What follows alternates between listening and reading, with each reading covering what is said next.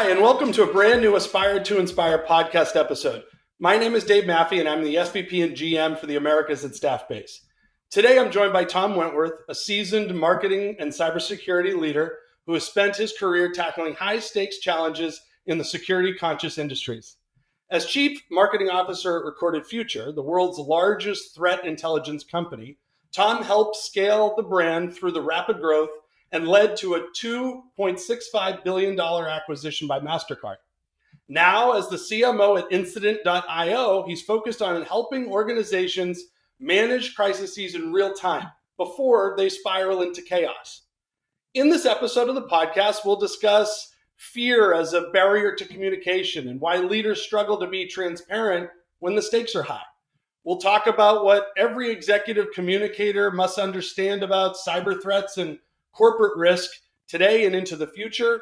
And we'll talk about sort of the crisis playbook for managing communications in moments of uncertainty. Tom, thanks so much for joining me today. Thanks, Dave. What a great introduction. Now, before we get into the juicy topics, I know you are a fellow cold plunger. So I'm going to ask you, I know it's only about 10 degrees Fahrenheit out and there's snow on the ground, but did you start your daily routine today with a cold plunge? Yeah, and to be very clear, you were the one that forced me into cold plunging. It was not a decision I made by myself. But yeah, this morning I spent 2 hours and 30 seconds at 47 degrees. And to be very candid, I hate every second of it, but I only do it because I don't want to give you the satisfaction of knowing that you're a better cold plunger than I am. Tom's an exaggerator. He did not spend 2 hours and 30 seconds. 2 minutes and 30 seconds. He would have died. I was slightly higher. I was at 50 degrees this morning, but I went for 5 minutes. So I'm not sure which one of us is on top, but I feel good about us starting our day with a cold plunge. And now we'll dive into the juiciness of talking about cybersecurity and the impact that communication can have on that. So I guess where we can start is, obviously, you led marketing at Recorded Future during a period of massive growth. And after working in the cybersecurity and sort of crisis management world, where fear and uncertainty are constant, I guess talk to the audience about what you've learned about how fear impacts sort of like leadership communication.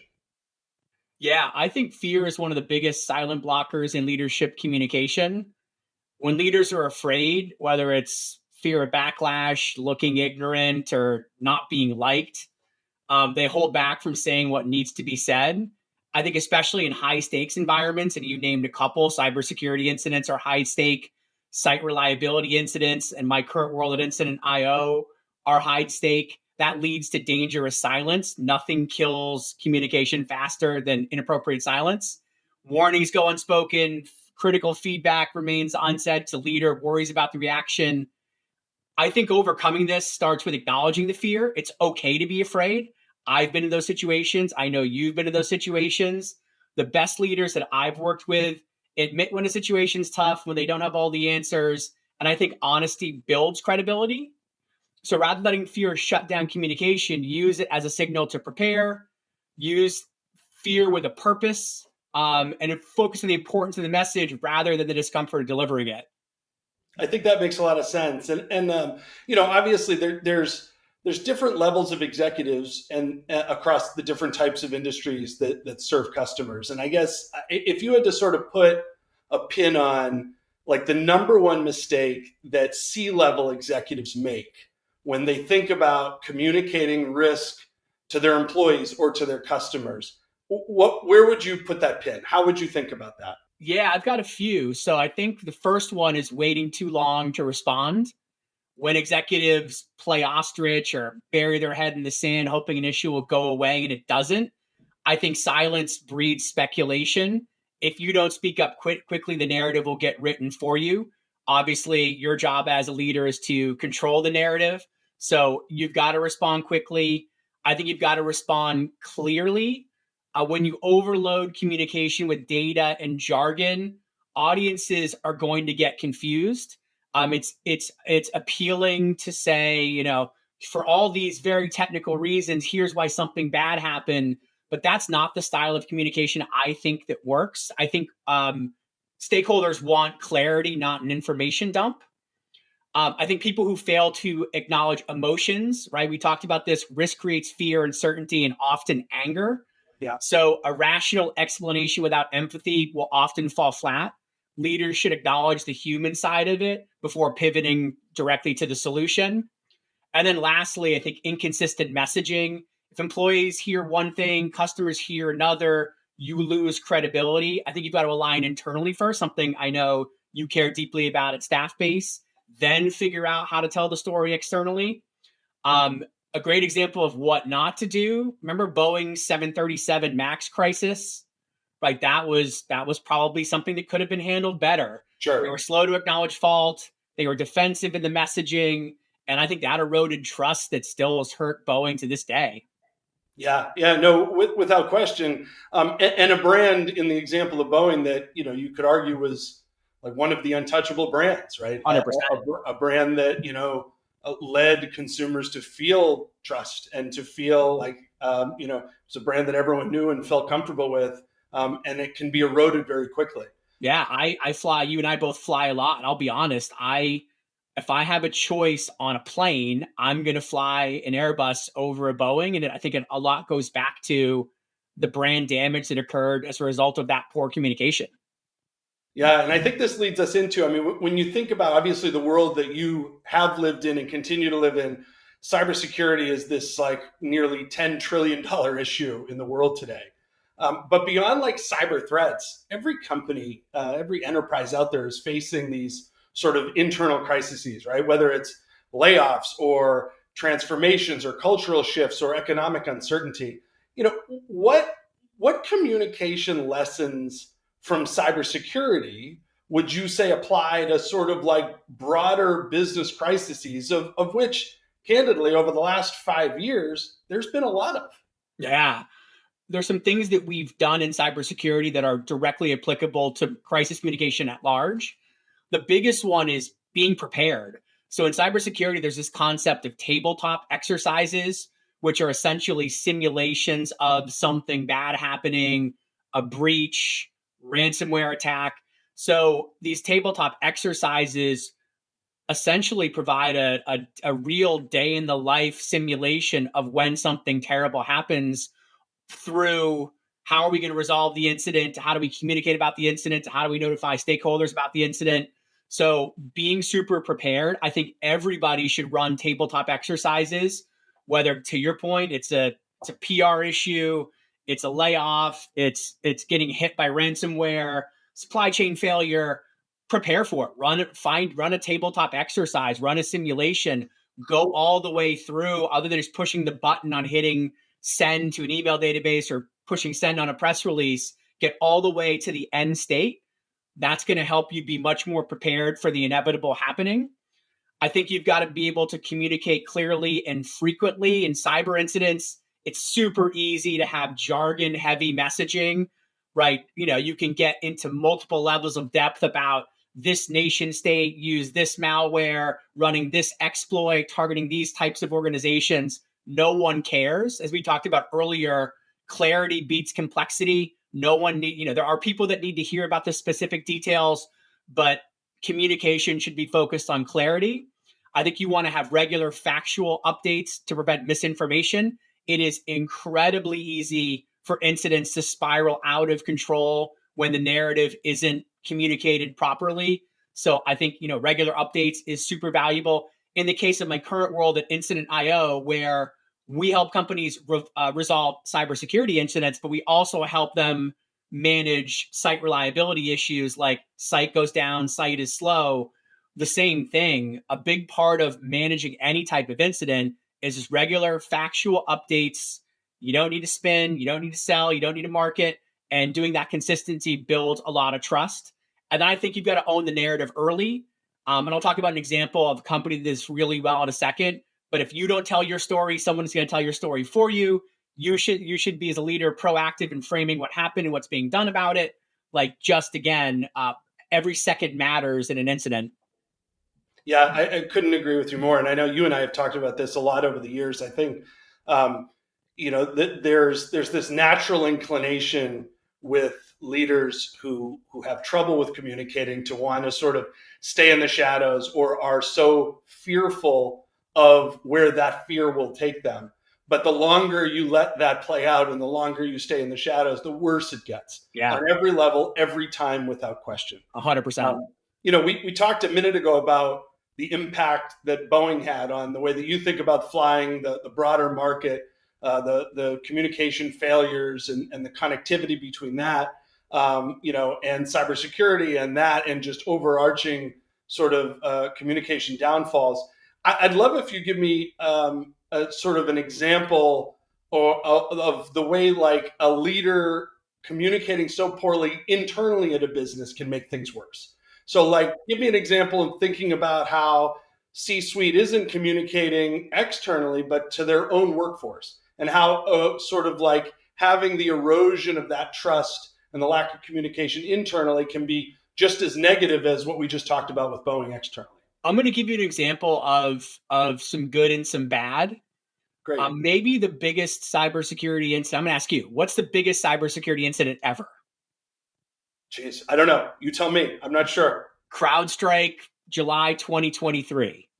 Yes. Right? Yes, correct. So CrowdStrike, very widely deployed cybersecurity giant, former competitor of mine, had a major global outage. I was in London at the time in Heathrow. So I get on a plane. I'm on a plane from Sweden connecting back to Boston. I land in Heathrow and it is absolute chaos. Everything is down. CrowdStrike's agent have crashed. So everything from being able to check into flights to the flight departure and arrival information is just gone. So, this was a moment of crisis, probably like no company has ever experienced before. This took down airline, banks, hospitals, more. And I'm really impressed with George Kurtz, the CEO, how he handled this crisis. It was a masterclass, in my opinion, in crisis communication. So George became the face of this. He didn't delegate this to somebody else. George stepped into it immediately.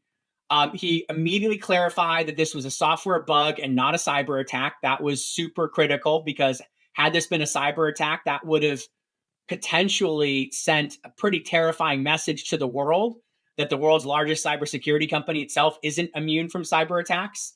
So that prevented unnecessary panic. George provided regular updates as the fix rolled out. He communicated the status to stakeholders. He did it across every channel from major media. George was on television. He was on news networks, but he was also communicating out via email and on social media. So in face of this massive issue, probably the biggest outage ever, George did lots of things right. I think George could have improved a couple of things. So initially, he talked about solutions and what they were doing to resolve the said incident, but he didn't apologize. Yeah. And if you're somebody, I remember famously, I think Delta Airlines was a big CrowdStrike customer, and they had to go onto every single terminal and patch it. Like, they were going into everything in an airport, having to go upgrade the software, thousands of devices, like just a tremendous amount of 24/7 work forever. Like, maybe say sorry, George. Like, hey, sorry about that. So I think while he did acknowledge the disruption, maybe could have apologized a little bit more quickly. And I think also having a little bit more empathy for the customers. CrowdStrike has a huge footprint. Almost every organization uses CrowdStrike. I think they could have had a little bit more empathy to the customers who are dealing with, like we just talked about. So I think CrowdStrike, in the grand scheme of things, did a fantastic job and should be the model for what all organizations do.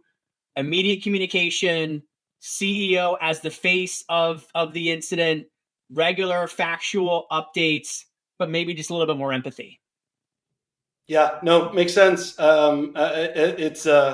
I think that's one of those days that probably everyone remembers where they were. And you think about, like, we were, I don't own CrowdStrike stock, so I can comment on this, but like, I was assuming this stock was going to crater and it was going to be this incident that would stick with CrowdStrike forever. Back to the Boeing example, I think the way the communication was handled gave investors lots of confidence. It was a dip on their stock price, but CrowdStrike has clearly recovered. Contrast that with Boeing that still feels the impacts of its poor crisis communication. I think from a public company perspective, do this wrong, there are massive financial consequences. Do it right, maybe you can mitigate those. Yeah, and I think out in the market, I mean, I think you've seen if you turn the focus inward, right? I think you've seen, I mean, the amount of turnover that's happened with organizations like Boeing who have had these incidents and have then not handled them correctly. It puts a little bit of a stain, right? There's something about accountability and ownership that I think people that work for a large enterprise want to be able to say, I'm a little bit proud about the fact that, yeah, we had a problem. Maybe I was part of this problem, but we owned it and we fixed it. And I think that when you look at what's the sort of fallout or the post sort of aftermath with CrowdStrike, you haven't seen a lot of that, right? They haven't laid off a bunch of people. There hasn't been this massive turnover. To your point, the stock's recovered. And so you sort of saw that communication played a pretty significant role in not only averting the crisis, but actually allowing them to recover maybe in a stronger way than before. Like this was the biggest issue in potentially cybersecurity history. And they came back in less than a few months better than they were before, compared and contrasted with other things historically. It's almost shocking. So yeah, really, really, really good point. It had happened one time before, a company called Maffei, like the first generation of sensors on devices had a similar issue. Ironically, George Kurtz also worked at Maffei when that happened and was responsible for the communication. I think it was the biggest incident in IT history, not just cybersecurity history. And yeah, I mean, I think the communication, there were every vendor that CrowdStrike competed with. There's this notion of what we think of as ambulance chasing in cybersecurity. When something bad happens, every salesperson and every competitor calls that company and says, hey, I see you're using CrowdStrike. You were down. I can sell you a better version. It's a terrible thing to do, by the way. And the way that CrowdStrike handled it, I think, made them relatively immune to that type of ambulance chasing. Sure. So again, from a communication is such an underrated financial instrument, I guess. The types of things that you can provide at Staffbase, being proactive in communication can have significant bottom line impact. Yeah, and one of the other things, I mean, and this is, whether it's 6 times or 8 times, it's fairly well documented that misinformation spreads 6 to 8 times faster than truth. And when you're in a crisis situation, from your perspective, how can leaders, how do they ensure that their employees, their customers, their stakeholders, their shareholders, their everyone that's involved, how do they hear the right message first when we live in this time where a lot of the first messages we hear, basically about everything from what we hear on the news to what I hear from my 14-year-old son, the first message is often not actually the right message. How do you control that in a business like Incident.io or in your historical businesses? Yeah, I think you've got to sort of flood the world with real-time accurate information. I think, again, this is what George Kurtz did very successfully. It would have been incredibly easy for the CrowdStrike incident to be positioned as a cybersecurity hack. North Korea, Russia, Iran, China took them down. But by being fast, even when all the information wasn't available, putting out a statement, providing or promising regular updates through all the different channels that you have, I think you have to be where your audience is. So social media is probably the most real time, but also dangerous channel, Sure. for obvious reasons. If misinformation is spreading on social media, you've got to engage there. You can't just, quote unquote, issue the press release and wipe your hands and I'm done with it. You have to be on there counteracting misinformation through official channels, whether it's through George himself or through the CrowdStrike X handle, addressing potential misinformation. I think employees need to hear the comms first. So I think that it's also really important to have a way to communicate to internal stakeholders. Again, something we think about at incidents at Incident.io often, it's not just about external communication. It's rallying internal people. Like, not everybody has to have incidents of the scale of CrowdStrike, But if your site goes down and it's impacting 100 customers, I want my account managers and salespeople to know that, hey, your 100 customers were impacted. You should be proactive in reaching out to see how we can help. It's something that we believe pretty strongly in an incident IO.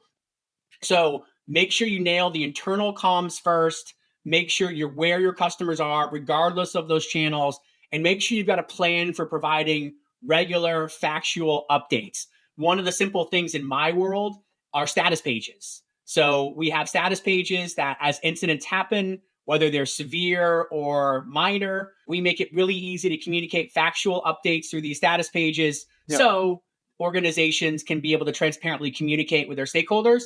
Very simple thing, very powerful thing. But it's those types of updates that I think prevent brands from being destroyed.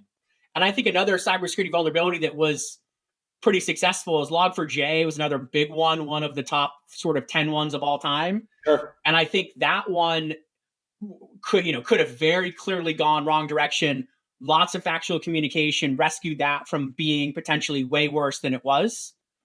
So yeah, no, super helpful. So let's pivot a little, right? I want to pull on the marketing threads of your career, right? One of the things in the now close to 20 years that I've known you that I think you probably do better than most is storytell. All right, you're an incredible storyteller.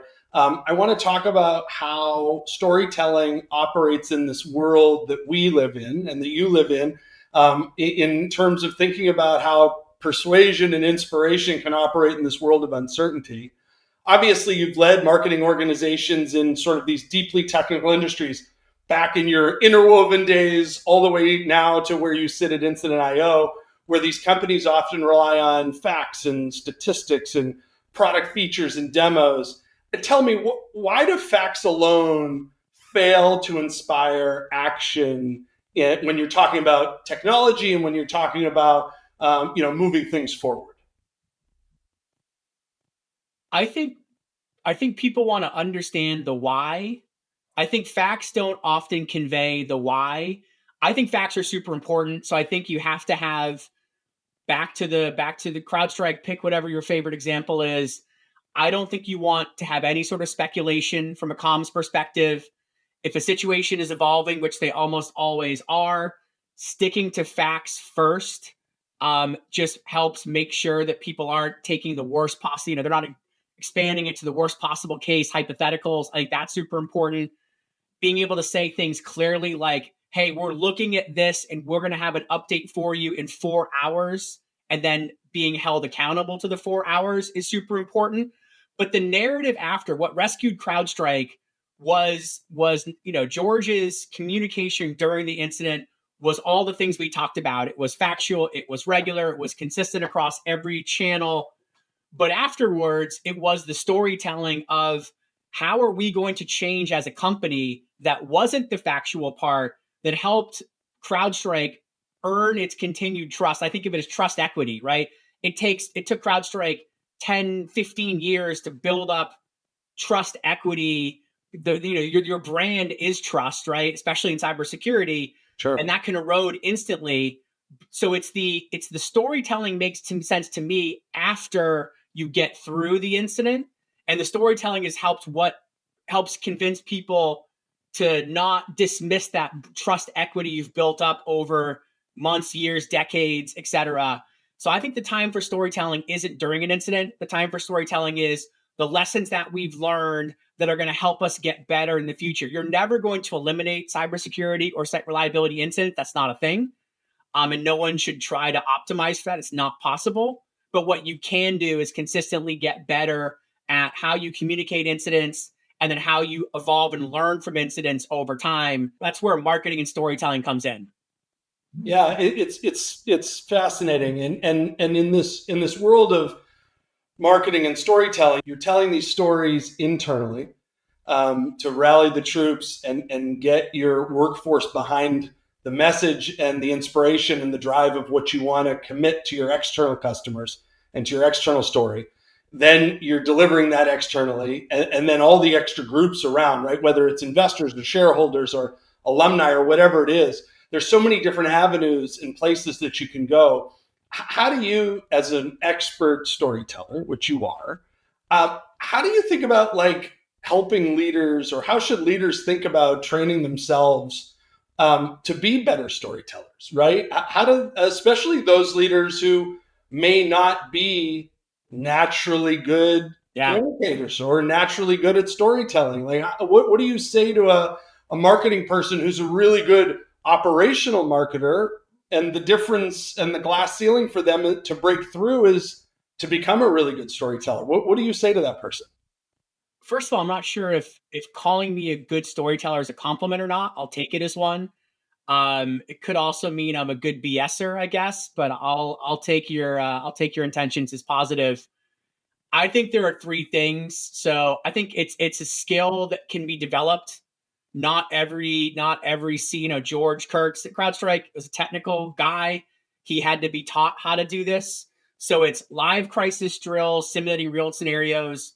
Every organization should plan for the worst, whether it's a cybersecurity incident, a reliability incident, what happens when something really bad happens, go through an end-to-end exercise, figure out all the different touch points, all the different stakeholders, all the different channels, and make sure that you role play every single one of those.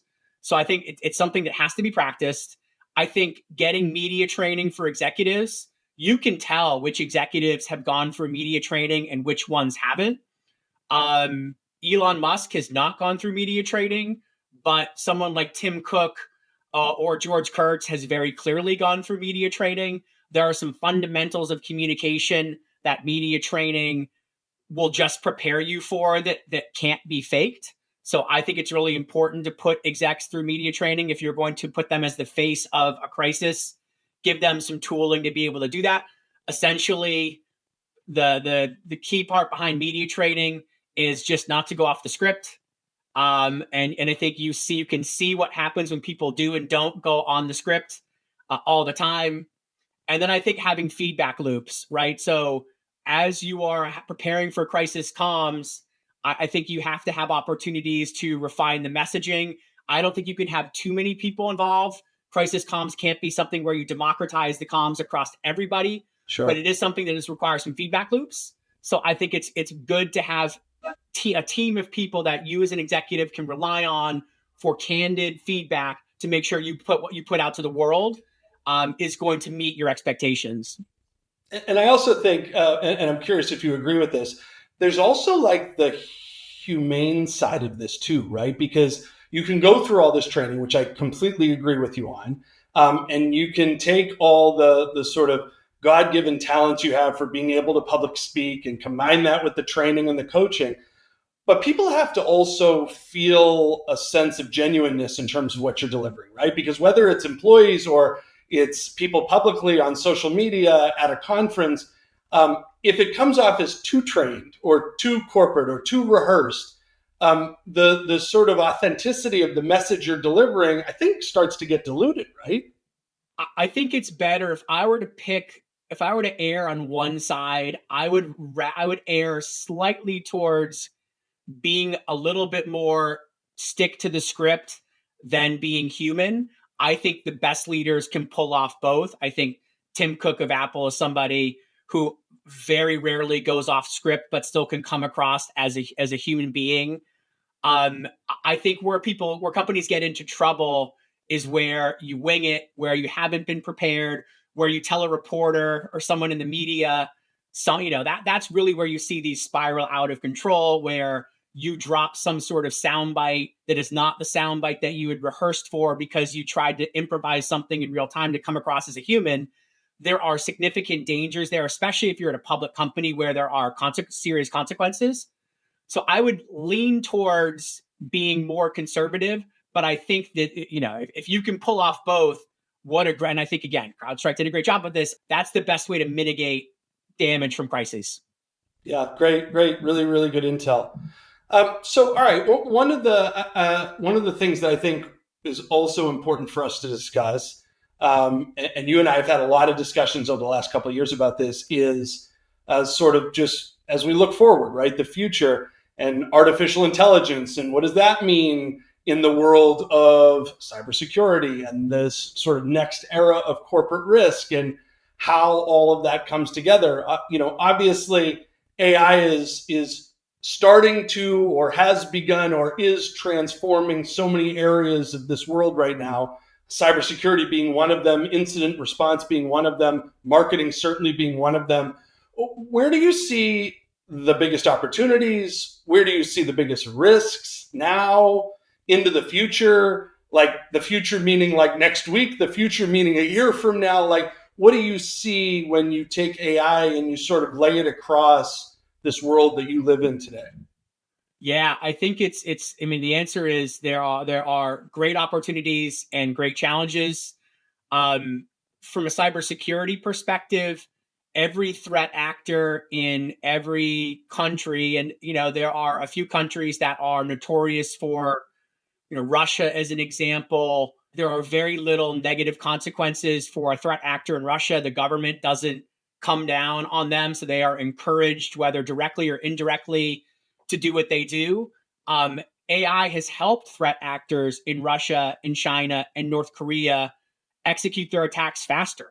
They can build exploits faster. They can identify targets faster. So it has significantly helped them run campaigns. On the other side, of course, AI has helped the defenders be able to better respond and predict those attacks. So in cybersecurity, you will not find a vendor that is not trying to figure out how AI can help them process more information faster to respond. So it's this constant cat and mouse game.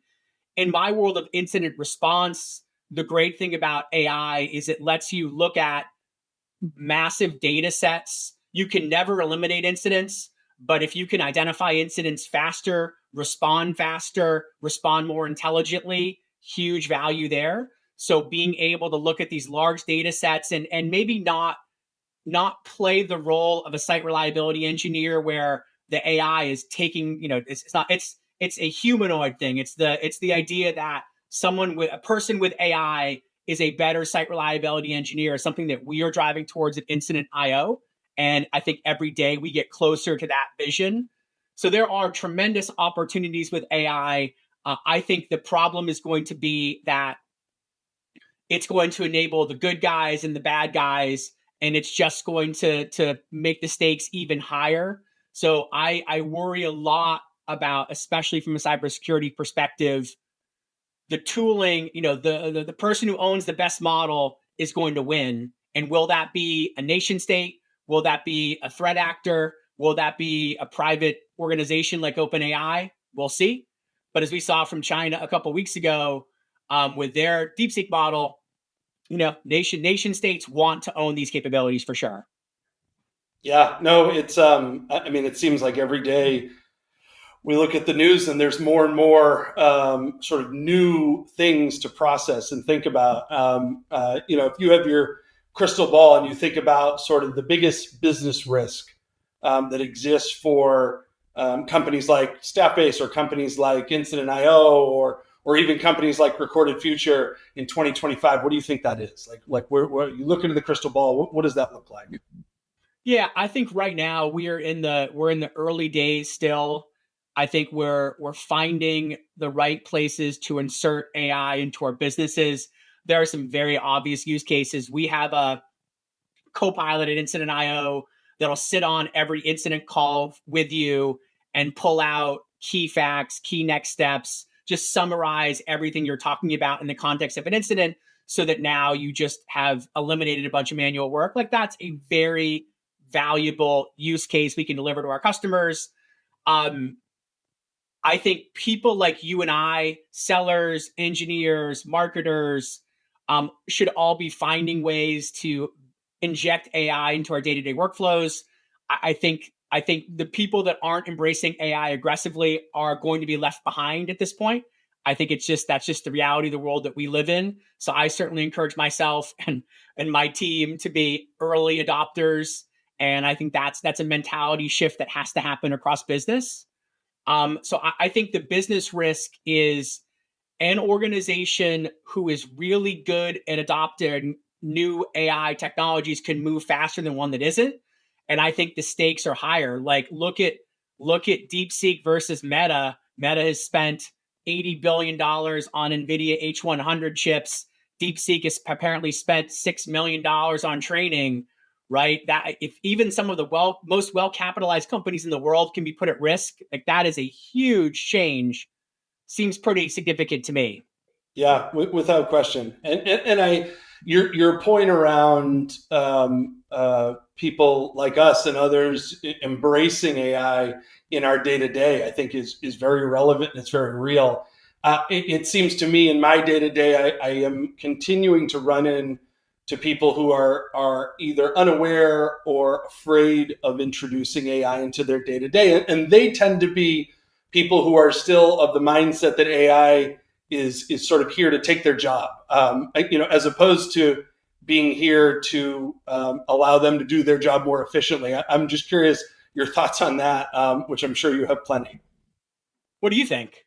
Let's start with you. I want to hear your take. Yeah, I had a very interesting conversation with someone about 6 months ago, and someone 6 months ago said that the really productive workers in their workforce, they wanted to empower with AI because it would take someone who was working 40 or 50 hours a week and they would continue to work 40 to 50 hours a week and they would produce 60, 70, 80 hours worth of work. And they said that was the sort of glass half full perspective. The glass half empty perspective is the people that are pretending to work 40 to 50 hours a week, but they're only working 20 to 30 hours a week. And they're saying, geez, I can use AI and only work 10 hours a week. Like that's the glass half empty side of this. So I think for me, what I see is the high performers in our business and in my network are using AI as a means to be more productive, to go faster, to execute more quickly, and to do even more than they were already doing at a level where they were already performing at a high level. It seems like those lower performers are using AI as a means to perform at an even lower level, and to use it to become even more lazy. So in a way, that's actually not even interesting, right? Because it actually makes a ton of sense with the sort of mental archetype of how that flow goes through. So that's what I'm seeing, and I'm actually not surprised by it at all. I think that AI has made it possible for companies like mine. We're a Series A startup, pretty small, but because we're early adopters of AI across our engineering team, our sales team, certainly our marketing team, we can move faster. And there's a little bit of a negative connotation. I have people in my marketing team who sometimes apologize for doing their job with AI, and I'm like, no, like thank you. You're doing a fantastic job. The output of the work that you're delivering, whether you came up with those incredible headlines or something else, it doesn't matter. The output you're delivering is what you're hired to go do. If you're an engineer using Cursor to write better code because you don't remember how to do that bubble sort from your CS class 20 years ago, like that's great. Like you're going to ship things faster. So it's the great democratizer that lets companies like mine compete with our much bigger competitors like PagerDuty, because those companies aren't moving fast. They're the ones who, generally speaking, are using AI to do less work, not more. So if you can keep the DNA of a startup and use AI to power and do better work faster, it's what lets companies break through and compete. I think the DeepSeek versus Meta example is really interesting, right? You can trade a model at 6 million versus 80 billion. It's a pretty fast way to disrupt an industry. So I'm bullish on that. I don't know if it'll be that way forever, but that's certainly the mindset that I think companies should adopt. Yeah, very interesting. All right, last question for me. This has been great. I really appreciate your time.